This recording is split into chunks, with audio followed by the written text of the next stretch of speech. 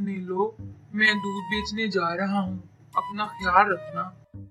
अच्छा कालू जी, आते हुए भोजन जरूर लेते आना।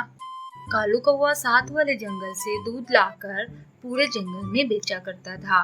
कालू कौवा बड़ी ईमानदारी से काम कर रहा था और मिलावट से पाक दूध बेचता था। जंगल के सारे पक्षी कालू कौवे से दूध लिया करते थे। कालू साथ वाले जंगल से दूध लाता और बड़ी मेहनत से बेचा करता था। बस नीलू बस, अब और नहीं बेचा जाता दूध। पहले इतनी दूर से दूध लाना और फिर उसे बेचना बड़ा मुश्किल काम है। मेरी तो इस काम से बस हो गई है। कालू जी, आपको एक सलाह देती हूँ मैं। आप एक गाय ले आए और इसे रोजाना का चारा दे दिया करें, तो वो भी दूध दे दिया करेगी। वाह नीलू वाह, क्या सलाह दी है। मैं आज ही एक गाय लेकर आता हूँ। कालू कौवा गाय ले आता है और रोजाना इसे चारा दे दिया करता है। गाय उसे दूध देती थी और वो ये दूध बेचने जाया करता था। कालू कौवे का काम पहले से ज्यादा चलने लगा। सभी पक्षी उससे हंसी खुशी दूध लिया करते थे। कालू दिनों में ही अमीर हो गया। देखा कालू जी मेरी सलाह, मैं तो कहती हूँ एक दो गायें और ले आओ, ताकि ये गायें और भी दूध दे और हमारा काम पहले से भी मस्त हो जाए।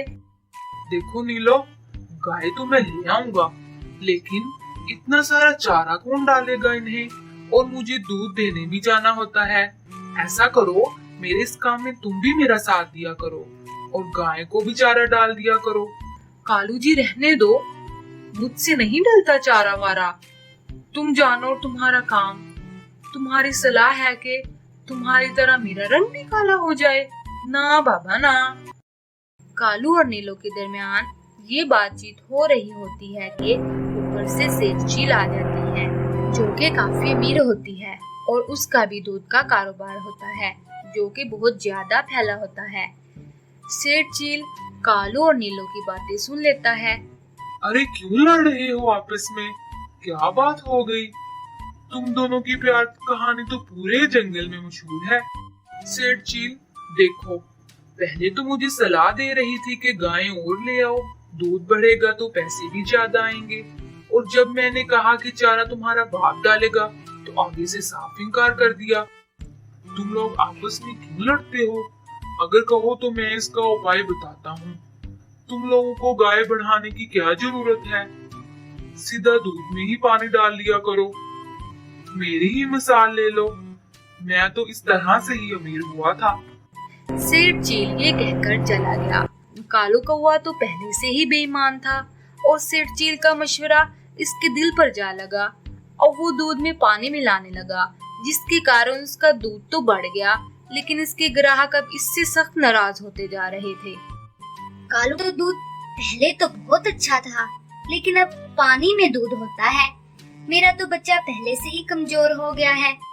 चिड़िया बहन, ठीक कह रही हो, ये कालू भी एक नंबर का बेईमान है। इसे आने दो, इसकी मैं समाचार लेता हूँ, याद करेगा। ऐसे ही है कबूतर भाई, अगर इसने पानी मिलाना ना छोड़ा तो मैं भी इसको साफ साफ बोल दूंगी कि प्लीज मेरे यहाँ दूध देने ना आया करो। भगवान की कृपा से कालू कौवा दूध देने आ जाता है और सबको अपने अपने बर्तन लाने को कहता है। कालू भाई, बात ये है कि दूध में पानी मिलाना छोड़ दो। अब दूध कम और पानी ज्यादा होता है। अगर तुमने ऐसे ही हाथ रखा तो कल से मुझे दूध देने ना आना। अरे बदमाश कौवे, मैंने तो सोचा था कि अब तुम अच्छे हो गए हो, लेकिन तुम तो बाज ना आए। हम तुम्हें पूरे माह के 100 दाने गंदुम के देते हैं, लेकिन तुम फ्री में हमें दूध देने नहीं आते। इंसान बन जाओ। कबूतर, अगर तुमने दूध लेना है तो लो, इतनी बातें क्यों सुना रहे हो? क्या मैं तुम्हारा नौकर हूँ? और वैसे भी गर्मी की वजह से गाय ने पानी ज्यादा पी लिया था, और इसमें मेरा क्या कसूर है? कालू कौवा दूध देकर घर चला जाता है। नीलो, आज मैं जंगल में दूध देने गया तो कबूतर और ये मुसीबत चिड़िया बहुत बुरा बोल रहे थे। कह रहे थे कि तुम पानी मिलाना छोड़ दो, वरना हम दूध लेना छोड़ देंगे। मुझे तो ये पक्षी जरा भी अच्छा नहीं लगता। बड़ा आया, अगर दूध नहीं लेना ना ले। अब बात करें ना तो उसको खूब सबक सिखाना। इधर पानी में दूध मिलाने के कारण कालू के ज्यादा ग्राहक नाराज हो गए। जो ग्राहक थे वो भी मजबूरी के कारण दूध ले रहे थे। कालू का काम दिन ब दिन कम होता जा रहा था। कालू को किसी ने बताया कि एक साधु टोकन पक्षी जंगल में रहता है, उसे अपना हाथ दिखाओ। कालू कौवा अगले दिन दूध देने जा रहा था तो रास्ते में गाड़ी रोककर साधु पक्षी के पास जाता है और इससे अपना फ्यूचर पूछता है। अगर तुमने बुरे काम ना छोड़े तो तुम्हारा सब कुछ लूट जाएगा।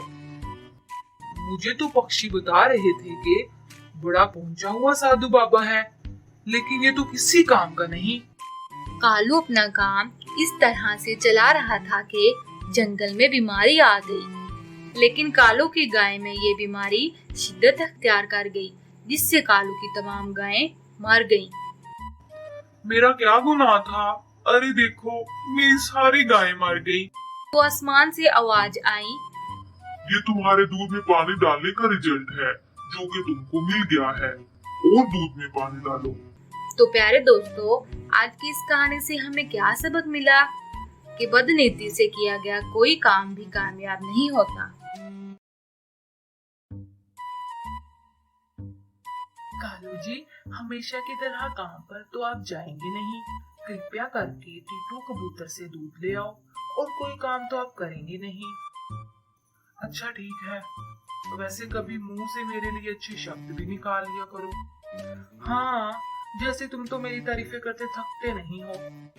अच्छा जा रहा हूँ, कम से कम घर का तो ख्याल रख लेना। कालू कौवा दूध लेने के लिए रवाना होता है। कालू कौवा अपने ख्यालों की दुनिया में गुम होता है कि सामने एक दरख्त से टक्कर खाकर गिर जाता है। ओए होए, एक तो ये दरख्त भी। कालू अपना सफर जारी करता है। कालू कौवा टीटू कबूतर के घर पहुंच जाता है और टीटू कबूतर हमेशा की तरह अपनी गाय की तरीके नहीं करता। अरे मेरी मोटी ताजी बहुत भली गाय, तेरे कारण ही मेरा गुजर बसर होता है, मेरी प्यारी गाय। अरे बस करो, इतनी कमजोर गाय शायद ही जमीन पर पाई जाए। चारा तुम इसे खाने को नहीं देते, और तारीफें देखो। अगर मैं तुम्हें इसकी खूबियां बता दूं तो तुम भगवान से प्रार्थना करोगे कि तुम्हें भी ये गाय मिल जाए। अच्छा बस करो, जल्दी से मुझे दूध दो, वरना नीलो मुझे छोड़ेगी नहीं। अरे भाई, आज दूध थोड़ा मिलेगा, तुम लेट आए हो। अभी थोड़ी देर पहले फैक्ट्री वाले सारा दूध ले गए हैं। क्या फैक्ट्री वाले? जी हाँ, फैक्ट्री वाले। मेरी गाय एक वक्त मोनोटोनो के हिसाब से दूध देती है, मगर अफसोस मैं यहाँ से दूसरे जंगल में जा रहा हूँ और मुझे ये गाय बेचनी है। अब मैं इसे दूसरे जंगल में तो नहीं ले जा सकता ना। तो कबूतर भाई, कितने की बेच रहे हो ये गाय? भाई कुछ ज्यादा नहीं, सिर्फ 1 लाख रुपए की। क्या तुम कुछ कम नहीं कर सकते? मैं इतने पैसे कहाँ से ला कर दूंगा? अरे ये एक दिन में ही तुम्हें 1 लाख रुपए दे देगी। कबूतर भाई, अभी तुम मुझे दूध दे दो, मैं कल तुम्हें पैसे देकर गाय ले जाऊंगा, किसी को बेचना मत। कबूतर कालू को दूध देता है और साथ ही साथ में कहता है, ठीक है, जल्दी से आना। कालू कौवा घर जाता है और नीलू को दूध देकर घर से बाहर निकल जाता है।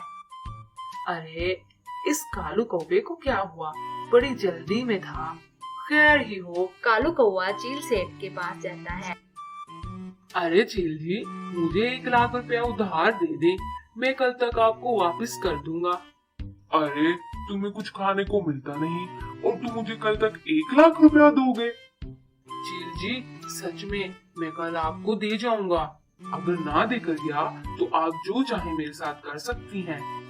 चील कालू कौवे को 1 लाख रुपया दे देती है। कालू कौवा वो पैसे लेकर घर आता है। अगली सुबह कालू कौवा वो पैसे लेकर टीटू कबूतर के पास जाता है। कबूतर भाई, जल्दी से मुझे ये गाय दे दो और ये लो अपने पैसे। अरे ये पैसे पूरे ही है ना?